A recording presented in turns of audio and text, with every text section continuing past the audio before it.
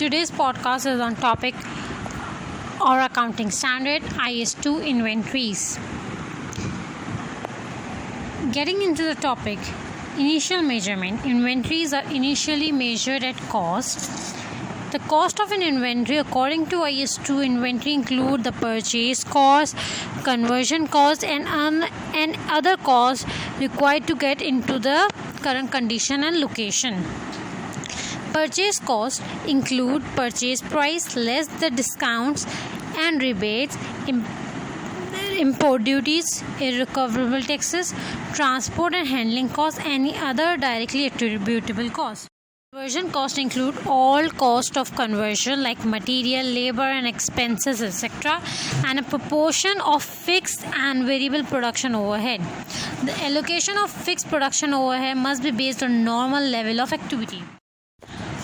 Abnormal wastage, storage costs, admin costs, selling costs must be excluded from the valuation and charge and expense in the period in which they are incurred. IS2 inventories allow three methods of arriving at cost.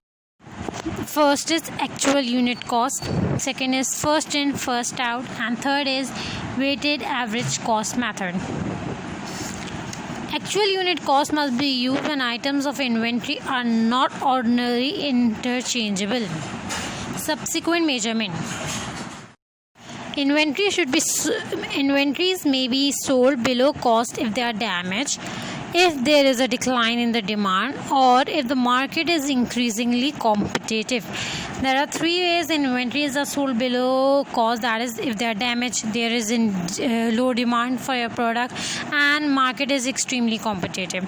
It may be that the items or work in progress are overstated if there has been a rise in the cost required to complete the asset and make the sale. As such, IS2 requires inventory to be written down to the lower of cost and net realizable value (NRV) on a line-by-line basis.